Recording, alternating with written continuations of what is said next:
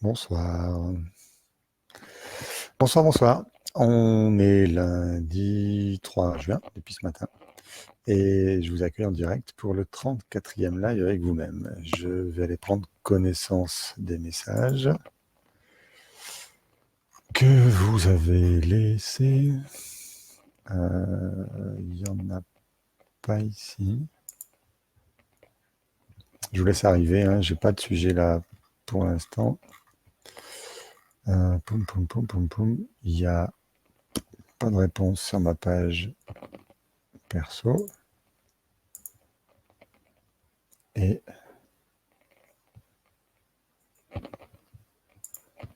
sur ma page pro.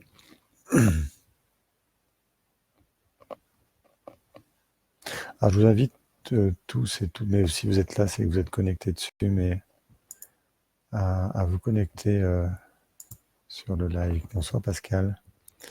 Bonsoir Céline. Et mince. Voilà, c'est celui-là. Muriel, la procrastination. Mais c'est ce qu'on a fait la semaine dernière, non? Ah non, c'était le pardon en premier. Non, il y avait deux choses. Il y avait je suis bloqué, j'arrive pas à faire ce que j'ai à faire. C'est la procrastination, là, je pense. Faut attendre que Muriel arrive. Peut-être qu'elle va nous préciser mieux son sujet. Ah, maintenant, le chat, tu sors, mais tu miaules pas. C'est ouvert.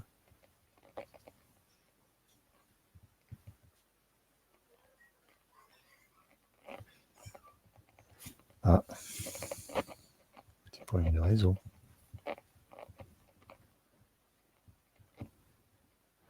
Neurofibromatose.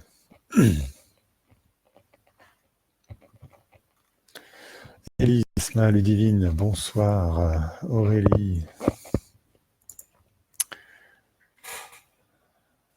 Émilie aussi. Neurofibromatose. Ah, je leur donne une définition. Je connais neuro, je connais fibro, mais ça dépend où il est placé, ce que c'est. On va peut-être travailler sur ça, ça peut être intéressant, bien sûr. Et là, on fera un décodage en direct de ce truc-là. J'attends juste la présence de Muriel, qui est prioritaire, puisqu'elle a posté le sujet de procrastination. Est-ce qu'elle a voulu nous dire autre chose que ce qu'on a dit la dernière fois? Je ne sais pas. Je veux vérifier avec elle.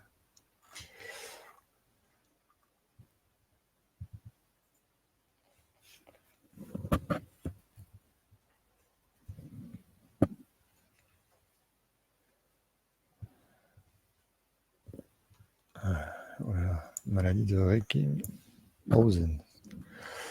Je vais voir ce que Google me dit dessus.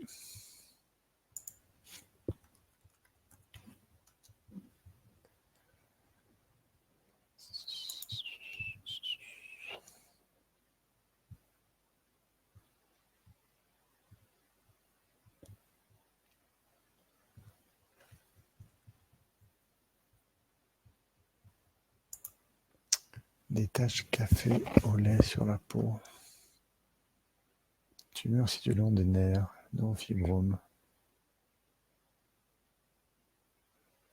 Ces manifestations sont extrêmement variables de malade à l'autre, allant des formes mineures pouvant presque passer inaperçues aux formes sévères. Les manifestations les plus souvent rencontrées sont cutanées et neurologiques, mais d'autres organes peuvent être touchés comme l'œil, les os. Voilà, décrite depuis 1793.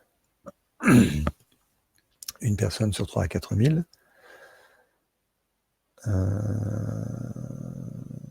Maladie génétique. Alors.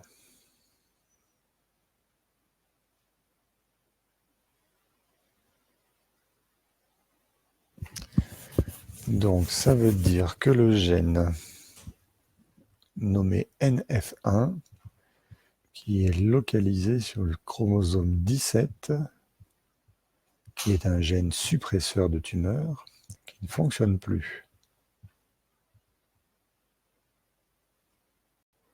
Normalement, il commande la fabrication d'une protéine, la neurofibromine. En l'absence de cette protéine, les tumeurs le plus souvent bénignes se développent.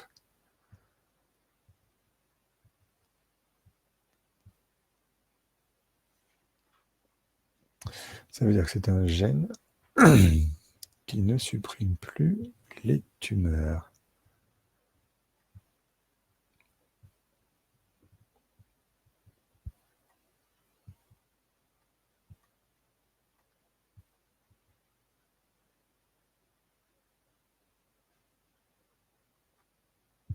Ok. Donc ce neurofibrome, il a empêché votre biologie de développer ces tumeurs bénignes, parce que tumeurs, c'est pas toujours malin. Il y a des tumeurs malignes qui sont cancéreuses et bénignes qui sont non cancéreuses.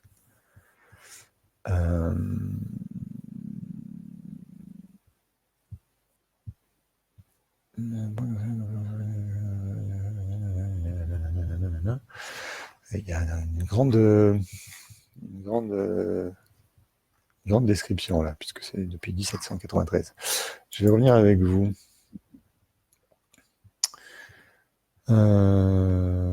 Marie-Claire. Voilà, Margot. Je suis la belle-fille de Pascal. J'ai la neurofibromatose de type 1, tache café au lait. Ok. Je lui défie une présente à l'heure.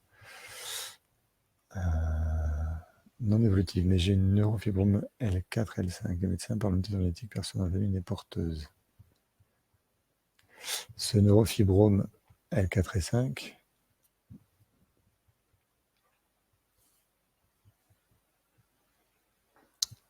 ce neurofibrome sur L4 et 5, qu'est-ce qu'il a comme conséquence, Margot? Alors, on part sur l'histoire de Margot, puisque Muriel n'est pas là. Je vais redéfinir le titre et je laisse répondre Margot pendant ce temps-là. Alors, neurofibromatosis ou maladie de... Hop.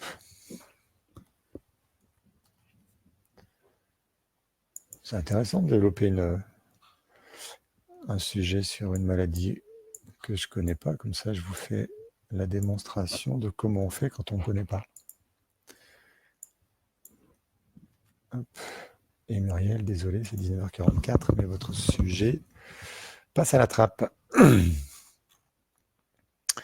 Alors, on a bonjour à Aude, bonjour à Florence, à Véronique, à Ginny, à Fabfa, Marie-Claire, Jean-Philippe,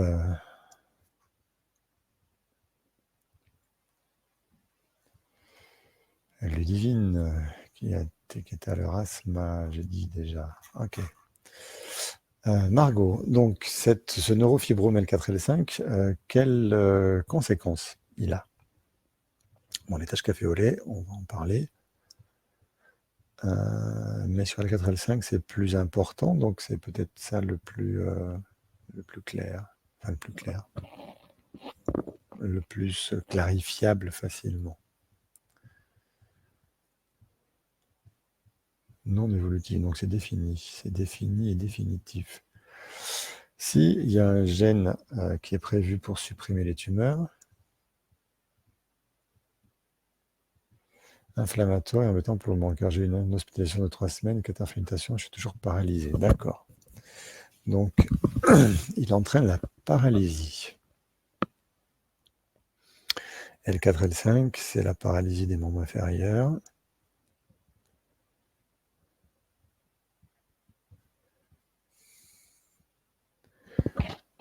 À cause d'un neurofibromatome qui est déterminé par l'absence du gène qui empêche les tumeurs.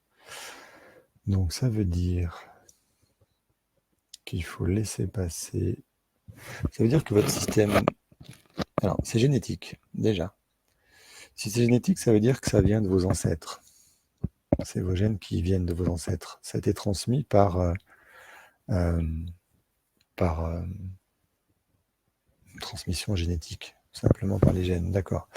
Personne n'a développé jusque-là, parce que personne n'a cumulé les conflits émotionnels assez forts chez son père et sa mère pour arriver à développer ça. Vous, Margot, vous y arrivez, ce qui veut dire que vous avez associé, comme on fait chacun tout ça, vous avez associé l'histoire transgénérationnelle de vos parents, de papa d'un côté et de maman de l'autre. Et le cumul des deux fait que chez vous, paf, ça sort.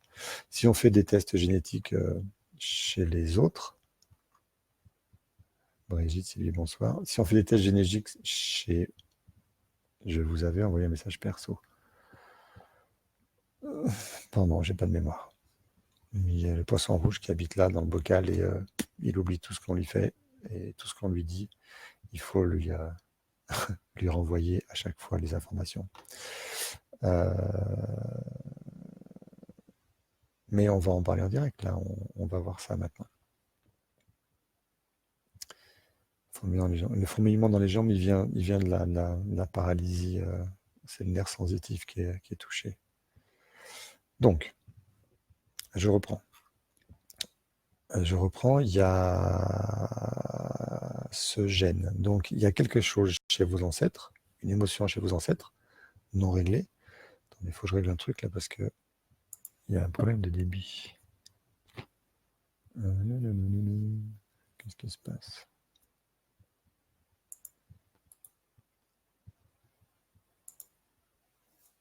Voilà.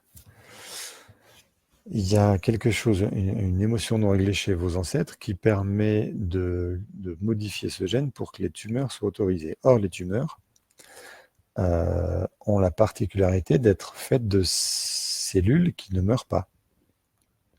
Elles ne meurent pas parce qu'il faut absolument développer une stratégie de défense biologique viable. Attention, accrochez-vous, je vais parler du cancer. De la théorie du cancer. La théorie du cancer appliquée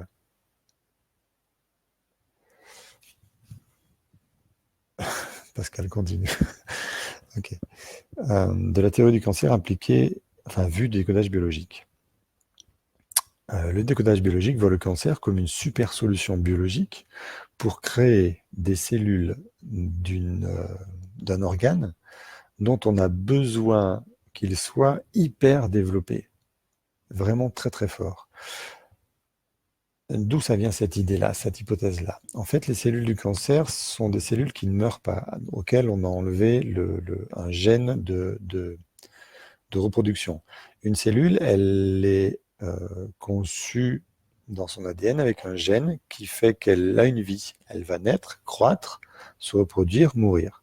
La cellule du cancer, elle naît, elle croît, elle se reproduit et elle ne meurt pas. Ce qui fait que le cancer fait que grossir, grossir. En tout cas, la tumeur fait que grossir, grossir, grossir. Bien. Ça se traduit en décodage biologique par il faut survivre absolument. Et il faut que la solution... Alors attention, on parle de... Les gens qui prennent la route vont rien comprendre. On parle de cancer. Le cancer, c'est une mauvaise chose. Ça nous emmène vers la mort. Il y a plein de raisons pour que ça nous emmène vers la mort. On ne va pas développer ça ce soir parce que ce n'est pas le sujet. Je fais une introduction sur le cancer seulement. Donc ce cancer, c'est une excellente solution biologique à une hyper-émotion très très forte. Et puisque la réponse biologique est très très forte, c'est que l'émotion qui la génère est très très forte elle aussi. Donc il se passe quelque chose chez vos ancêtres qui aurait nécessité une réponse biologique très très forte pour pas qu'il arrive un drame. Il n'y a pas eu de réponse biologique très très forte, donc le drame est arrivé. Logique. Donc, pour plus que les drames arrivent et que la solution biologique très très forte, c'est-à-dire la tumeur, se développe, votre biologie supprime ce gène NF1 sur le chromosome 17, puisque c'est celui-là dont on parle. Et vous, vous développez des choses qui ont à voir avec votre propre histoire à vous, émotionnelle, mais qui sont forcément aussi en lien avec l'histoire des ancêtres. Donc, les taches café au lait sur la peau, Ce sont des taches donc plus foncées sur votre peau, hein, c'est ça que j'entends. C'est pas des taches plus claires, c'est pas du vitiligo, c'est des taches plus foncées. Les taches plus foncées,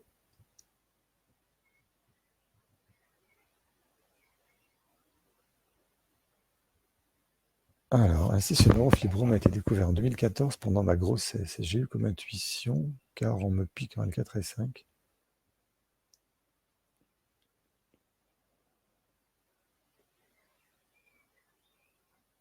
Ouais, je commence à saisir un peu. Ce neurofibrome, il écrase les nerfs moteurs et sensitifs.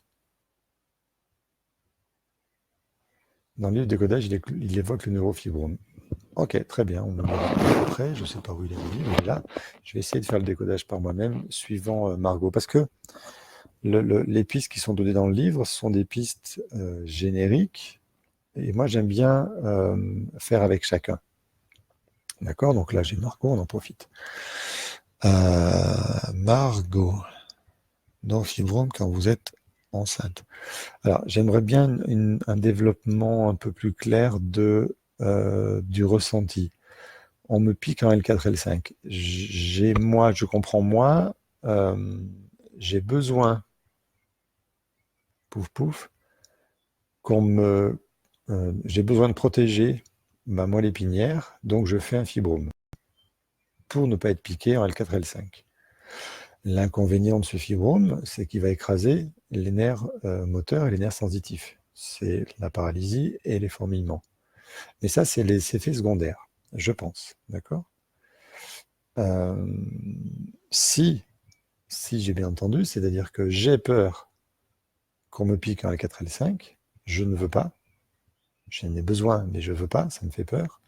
Donc si j'ai peur qu'on me pique en L4, L5, j'ai peur pour mon dos, donc je fais un neurofibrome qui va empêcher la péridurale de rentrer. Est-ce que ça vous parle? De l'autre côté, le sac à sein et vers le poids. Ça, pas de problème. Nanana, dans les jambes.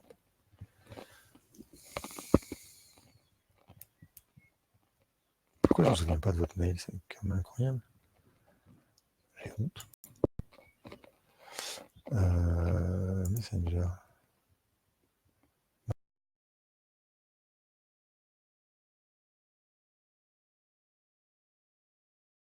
Et j'ai lu en travers le mail. Je vous ai peut-être répondu que je vais aller répondre. Ben voilà, je ne l'ai pas fait. Mais ça tombe bien, on est là ce soir en direct. Alors.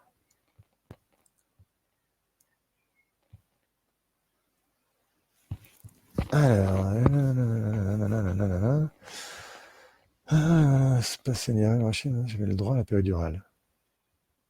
J'ai demandé à passer un IRM, à savoir que j'avais le droit.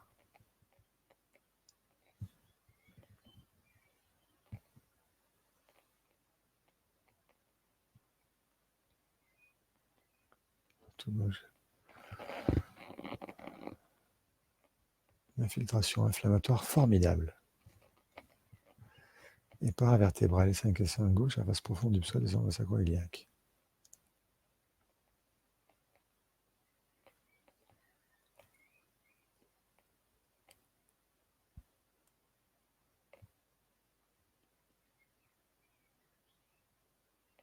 Ok.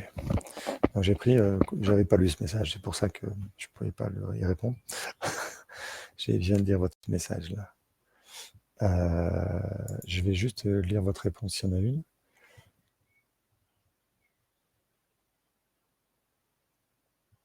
Donc, ma question, Margot, je la repose parce que je n'ai pas la réponse encore. Est-ce que ça semble être ça, hein, parce que dans votre message, vous dites lorsque je suis tombée enceinte, j'ai demandé à passer un IRM du rachis afin de voir si j'avais le droit à la péridurale. Je ne sais pas du tout si c'est une procédure normale. Pourquoi vous demandez à passer un IRM afin de voir si vous avez le droit? Qu'est-ce qui a motivé cette demande? Ah, c'est peut-être votre intuition, c'est ça? Oui, c'est votre intuition qui vous a fait demander la péridurale. J'essaie de me décoder au fur et à mesure. Ok. Après l'accouchement, pas de symptômes de ce neurofibrome jusqu'à février cette année. C'était en 2014, donc ça fait 5 ans. D'accord? Où on a effectué... Ok, c'est reparti. J'ai des problèmes de réseau chez moi en ce moment. Et, et du coup, ça coupe, ça revient, ça coupe. Ça m'a déjà fait ça hier soir. Bref, je pensais que c'était terminé, mais non. Ouais, Margot. Alors, question Margot. C'est donc un neurofibrome qui est là parce qu'il n'y a plus de gènes, machin chose. Donc, non,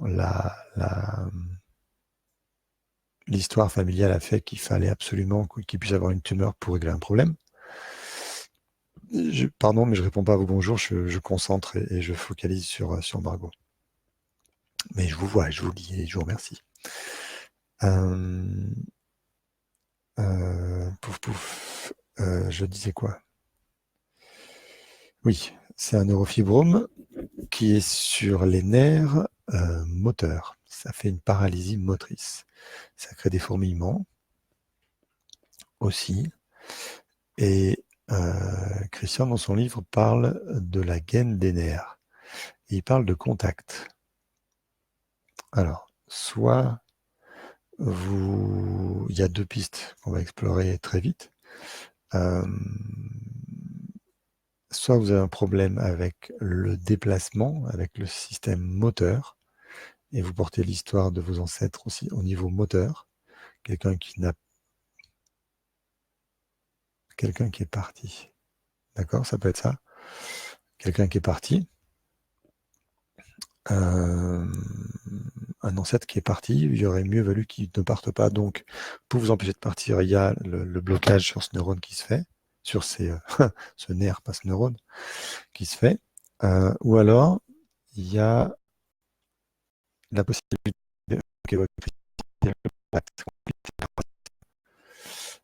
qu'est-ce qui est le plus difficile pour vous, partir ou séparer? Sachant que ça se développe quand vous construisez la maison, c'est plutôt pour moi.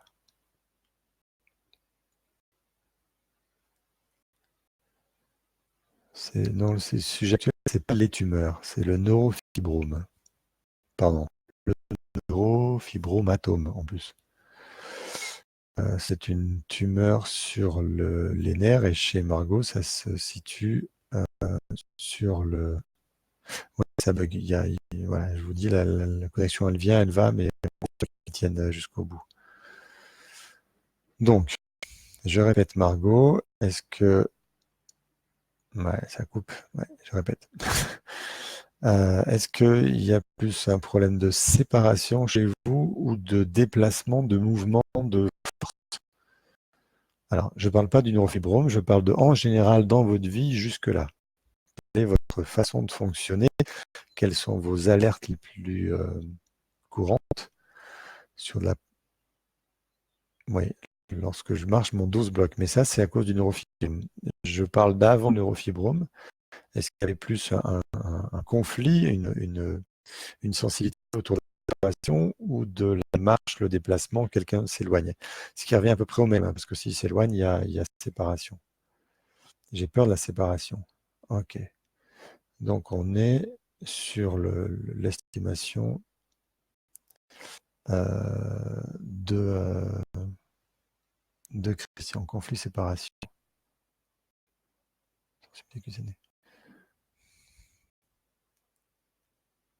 Touché. Alors être touché. J'ai peur de la séparation. Vous avez peur de perdre votre bébé quand vous êtes enceinte? Une peur irraisonnée, j'ai envie de dire. Non, ça augmente pas la surface de contact. Ça, ce qui me fait tiquer, c'est que c'est les nerfs moteurs qui sont touchés. C'est ça le plus. Les fourmis, c'est moins gênant. C'est les nerfs moteurs qui cassent le plus. Et du coup, justement, j'ai eu peur de perdre mon bébé. D'accord. C'est la séparation, ça. Pardon, je réfléchis en même temps. Je ressens autre chose. Et, mais je vous écoute. Euh, cette peur de perdre votre bébé, est-ce qu'elle vous a bloqué avant d'avoir votre bébé? Avant de tomber enceinte? C'est juste arrivé quand vous êtes tombée enceinte. Peur de séparation. Est-ce que vous avez peur qu'on vous enlève votre bébé? Quand je fais comment fusionnel, je le pensais. Vous étiez peut-être fusionnel, hein? Euh, fusionnel avec votre mère. Pourquoi vous êtes fusionnel avec votre mère? Est-ce que vous avez vu la vidéo sur la fusion? Donc ma question, je la repose au cas où elle soit pas passée aux coupures Internet. Est-ce que vous aviez peur de perdre un bébé avant d'être enceinte, ou est-ce que cette peur de perdre le bébé, elle est venue pendant que vous êtes enceinte? Est-ce que c'est plutôt la peur de perdre le bébé ou la peur qu'on vous l'enlève? De trois questions.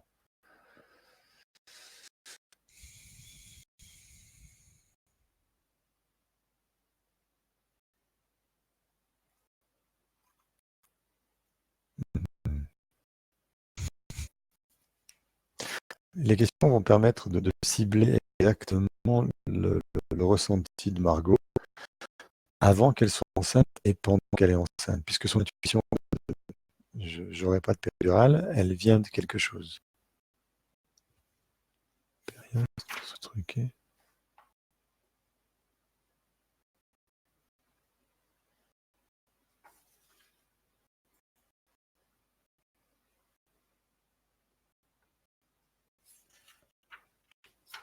Margot, Margot, Margot, la réponse.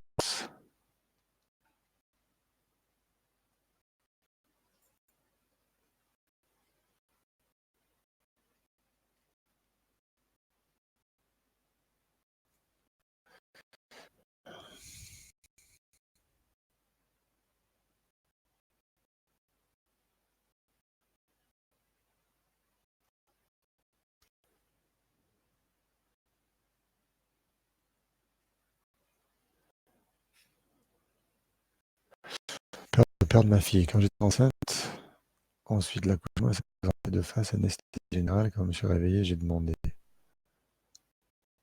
Donc grosse peur de perdre votre fille. Pourquoi se présente de face?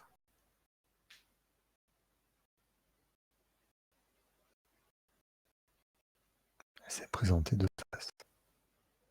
Oh, je sais pas, gynécologue, j'ai un peu de mal à voir qu'on se présente de face.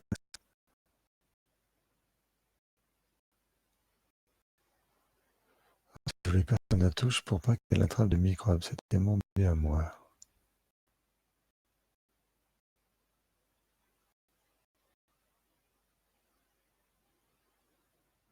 Ouais, donc il y a déjà une fusion là.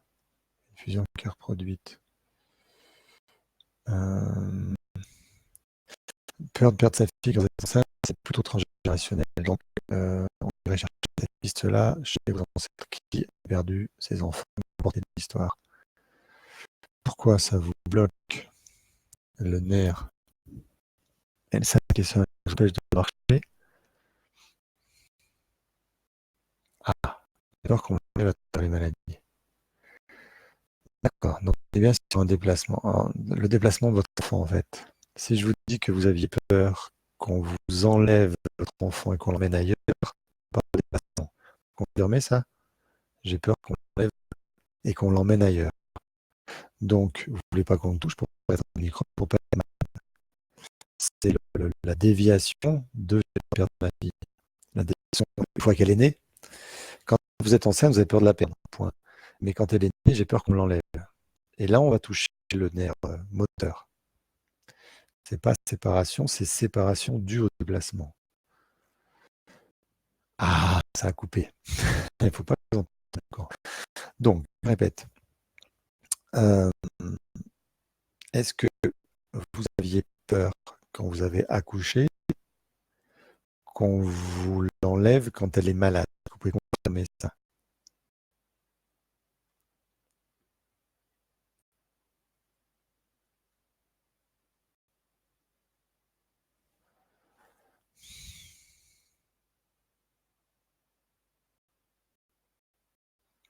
Est-ce que vous pouvez confirmer que vous avez peur qu'on vous l'enlève parce qu'elle c'est vous m'avez dit peut-être. J'avais peur qu'on me l'enlève à travers des maladies peut-être. Est-ce que ça vous parle vraiment? Ou est-ce que non, c'est ça. C'est vous qui faites le lien. C'est pas moi qui le fais, c'est vous.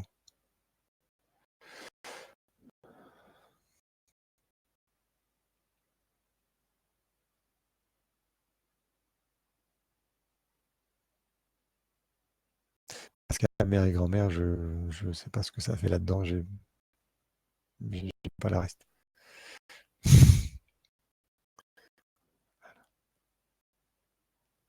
Quand j'ai accouché, mon premier réflexe, c'était de demander si elle marchait.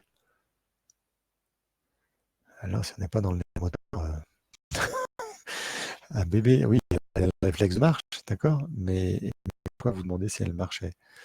Ok. Euh, là, il faut rentrer dans quelque chose de plus précis, de plus long, Margot, mais je pense qu'on a mis le doigt sur sur la peur, c'est qu'elle avait peur qu'elle soit handicapée. Ok.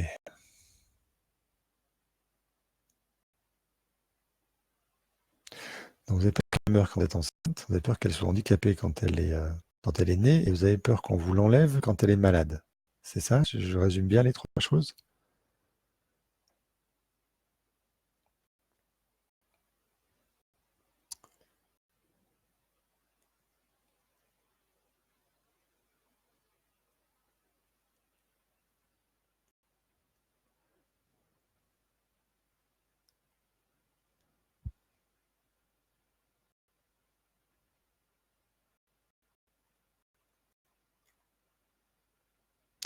Je répète ma conclusion. Des fois, il faut répéter visiblement. Vous aviez peur qu'elle meure quand vous êtes enceinte. C'est des hypothèses, hein. Puis vous avez peur qu'on vous l'enlève parce qu'elle est malade à cause des microbes. Pour ça, vous voulez que personne ne la touche. Et enfin, pardon, et au milieu, entre les deux, quand vous accouchez, votre premier réflexe au réveil, c'est est-ce qu'elle marche? Parce que vous avez peur qu'elle soit handicapée. Aujourd'hui, vous êtes handicapé.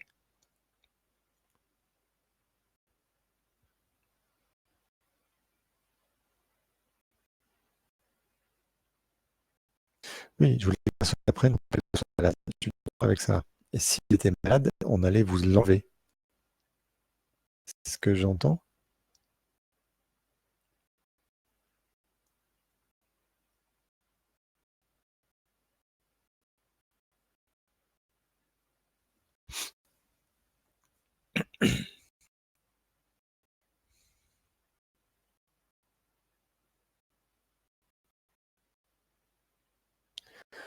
Ça se passe comment vous-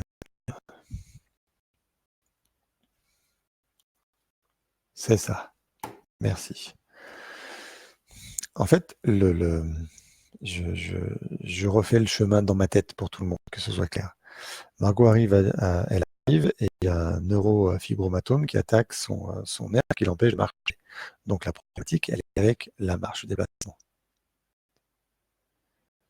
Est-ce que ça peut paraître difficile à faire pour éviter à son enfant d'être handicapé? Non, je ne pense pas. Je vais faire le résumé, Elise, et puis on reviendra sur la question.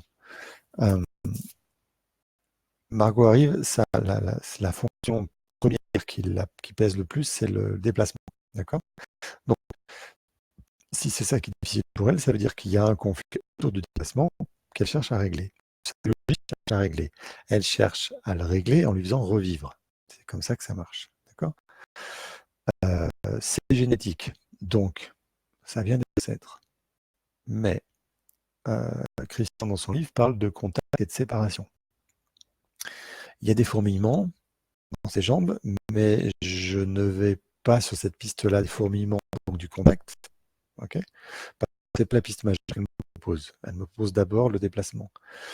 Et elle-même, quand je parle de perdre son enfant, elle dit d'elle-même, c'est elle qui me propose avec son peut-être, elle dit j'avais peur qu'on la touche, qu'elle soit malade, pour qu'on l'enlève. Parce que enlève égale séparation. Donc, la piste de séparation est juste, mais c'est une séparation parce qu'on s'éloigne. Donc, si je bloque mon dos, je ne peux pas m'éloigner. Moi, je peux pas m'éloigner, on est d'accord. Mais si je porte les histoires des ancêtres à qui on a éloigné des enfants, il faut bien que je bloque quelque chose. Comme je ne peux pas éloigner les enfants, je ne peux pas bloquer les enfants qui s'éloignent, je fais le blocage chez moi par identification. C'est une piste, ok? On va... Ensuite, j'ai fait une grosse bronchite à 5 mois, une semaine d'hospitalisation, bien sûr. Ensuite, j'ai laissé les gens toucher, moi peur qu'elle soit malade. Ok.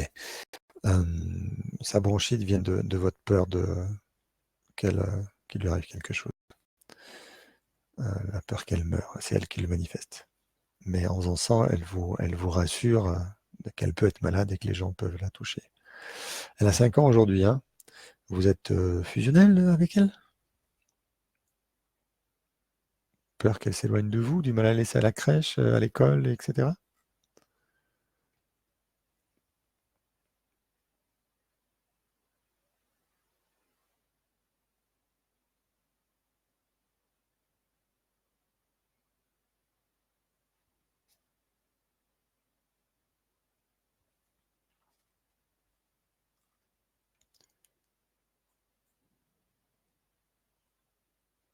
Eh ben, c'est ce que j'ai dit avant.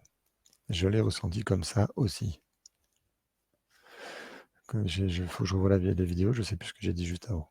Je suis resté sur sur la fusion avec elle et le mal de la laisser à la crèche et à l'école, etc., etc.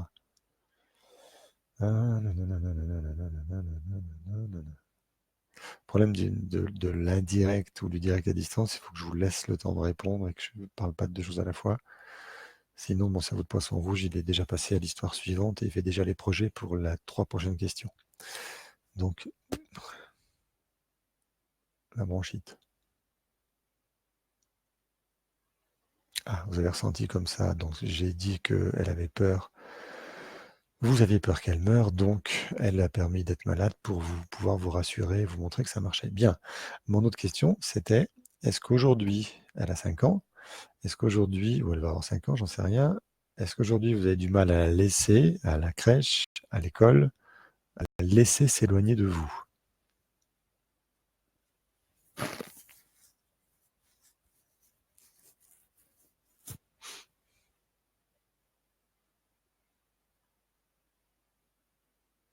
Je suis fusionnel, mais c'est pas avec le papa, donc non, pas peur de la laisser. Fusionnel, mais c'est pas avec le papa, donc pas peur de la laisser. Vous la laissez au père.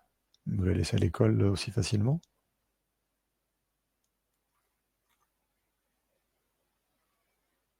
Par contre, j'ai besoin de savoir si elle va bien tous les jours. Ok. Donc toujours inquiète pour sa santé. Oui, vous avez toujours peur qu'elle meure en fait. Si on extrapole, si elle va bien. J'ai besoin de savoir si elle va bien, comme ça si elle va bien, je suis sûr que on s'éloigne du moment où elle va mourir. Donc Margot, on va bloquer là, parce que je pense que j'ai assez développé de choses et que sans arbre, là, ça devient pas possible de travailler. L'hypothèse que je vous propose, c'est que vous portez l'histoire d'ancêtres qui ont perdu des enfants, mais qui les ont perdus par éloignement. On les a emmenés. Ne me demandez pas quoi, comment, où. Peut-être que quelqu'un dans votre famille connaît cette histoire-là. On a enlevé des enfants quelque part.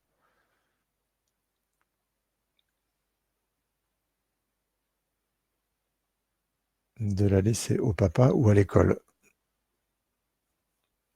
Pas peur de la laisser au papa ou à l'école, d'accord. Et c'est Louise qui vous rassure. Non, Pascal, on n'a pas le temps de parler des rêves. On n'est pas sur une séance d'une heure, là. Il faut qu'on arrête maintenant. On dépasse et ça va rien apporter. Et oui, peur qu'elle meure, bien sûr, c'est le summum du truc. Et peur qu'elle s'éloigne. Parce que si elle est morte, ben, forcément, elle s'éloigne de vous. C'est l'extrapolation de ça.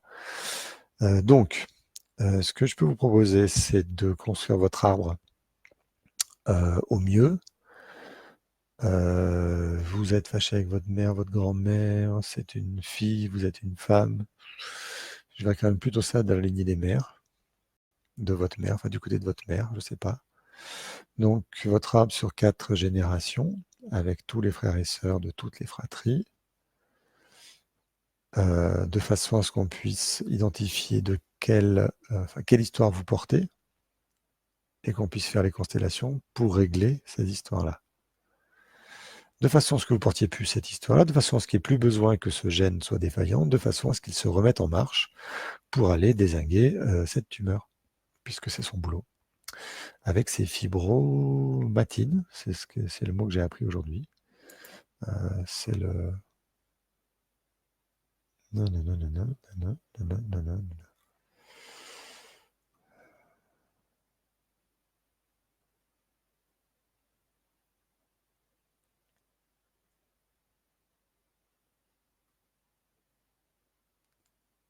Neurofibromine, pardon. Fibromatine. Neurofibromine. Ok. Dernière question, Margot, est-ce que vous avez souvenir même vague et lointain, pardon, de quelqu'un qui vous ait parlé dans votre famille d'enfants qu'on a enlevés?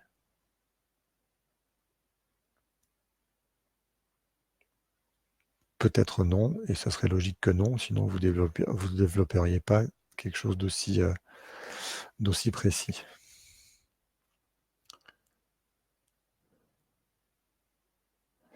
Pascal disait les rêves, car tous les rêves se passent dans la maison de famille depuis des générations. Peut-être la réponse avec l'arbre. La maison de famille de votre mère.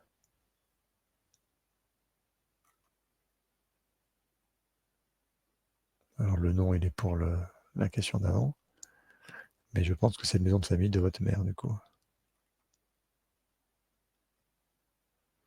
Peut-être la réponse avec l'arbre, non, c'est sûr, c'est la réponse avec l'arbre, Margot.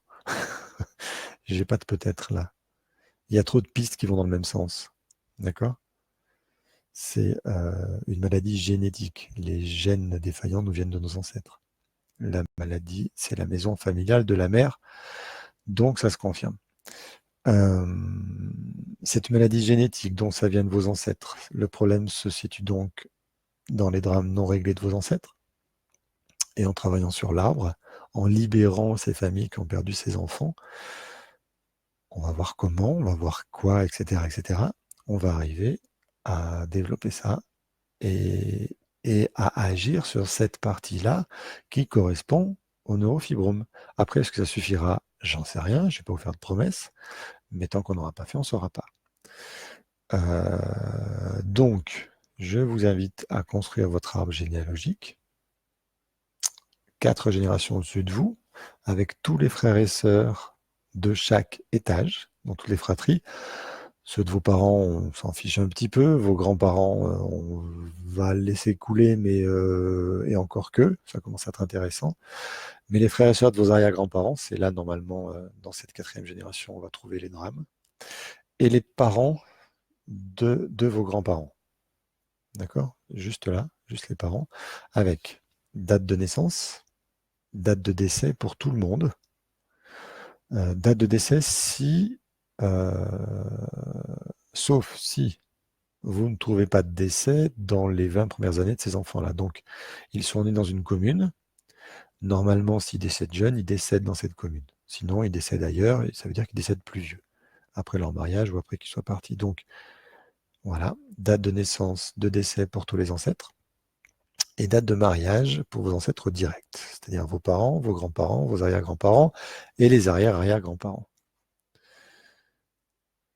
Je peux faire comment? Je parle plus à ma mère. Vous avez besoin de votre mère pour ça. Et il y a votre tante. Donc, a priori, votre tante, elle est du même côté que votre mère, si je ne me trompe pas, puisqu'elle cherche à vous aider. Donc, il y a des gens autres que votre mère pour vous aider à faire l'arbre. Et si vous ne savez pas vraiment pas comment faire, eh ben, regardez sur mon site web, page transgénérationnelle. Je propose des formations et vous pouvez, sous 4 formats différents, apprendre à faire arbre. Ça, il y a 8 heures de formation. En 8 heures, vous savez faire autant, aussi bien que moi. Pas autant, aussi bien que moi. Soit en procurant le livret que je propose, qui fait 15 pages et qui propose toutes les solutions, soit en vous procurant les vidéos qui ont déjà été enregistrées sur des webinaires précédents, une formation en vidéo, soit en participant à la prochaine formation vidéo qui ne va commencer qu'en septembre, par contre, soit en venant à Grenoble le 15 juin, puisque le 15 juin à Grenoble, j'ai une journée de formation ouverte à tout le monde qui n'ont aucune idée de comment on fait son arbre, mais qui sentent que ça serait bien qu'ils sachent le faire pour découvrir leurs problématiques. Ok, je vous laisse voir comment, voir ça. Je peux vous répondre après en privé. Je peux vous recevoir sur Skype en séance. Ah, ex-belle-mère, pardon. C'est pas la tante. Excusez-moi, j'avais confondu. Donc, je vous laisse voir tout ça. Je peux donc, Margot, vous répondre en privé sur quelques renseignements dont vous avez besoin qui ne sont pas clairs pour vous. Je peux vous voir en séance sur Skype aussi. Je ne sais pas où vous habitez, peut-être autour de Grenoble, donc c'est possible de me voir au cabinet à Saint-Martin-de-Vinou. Et voilà, vous avez un petit éclairage qui, j'espère, vous a fait ouvrir une porte sur ce que vous portez aujourd'hui. Je vous remercie, Pascal, d'avoir branché Margot sur ce sujet intéressant. Et je suis désolé, Margot, de ne pas vous avoir lu ce week-end, mais voilà, j'ai travaillé tout le week-end à la journée porte ouverte. Et, du Havre. Oui, ça fait loin. Je ne vais pas vous demander de venir du Havre. Non, non. Non, non. On travaillera sur Skype et c'est très bien Skype. Je travaille sur Skype avec des gens aux USA, en Russie ou dernièrement en Chine. Donc, pas de souci, Skype marche bien. Quand ma connexion Internet est bonne. Là, il se peut très bien que ce soit ma fille qui surfe en même temps, qui mange un peu trop de connexion pour moi. Je vous remercie d'avoir répondu à mes questions et d'avoir confirmé les hypothèses. Et je suis vraiment curieux de suivre ça et de voir ce que ça peut donner. Parce que ça serait chouette d'arriver à vous débarrasser de ça sans passer par des opérations autour d'un nerf qui est quand même délicat. Le nerf moteur, on rigole pas avec ça. Merci Margot, merci tout le monde d'avoir participé à ce 34e live. Désolé Muriel pour votre question, mais en même temps la procrastination, j'ai l'impression qu'on en a parlé la semaine dernière. Vous me direz. Bref. À la semaine prochaine, avec un sujet intéressant comme ça, c'est vachement chouette. On vient d'y passer 50 minutes. Et je vous remercie de ça. Au revoir, bonne soirée. Ah si, je rappelle que toutes ces vidéos-là, vous les trouverez enregistrées, stockées sur YouTube, sur ma chaîne YouTube, qui est à mon nom. Et vous aurez tous les libellés avec tous les titres, tous les sujets qui ont déjà été traités. Profitez. C'est pour vous. À bientôt. Au revoir.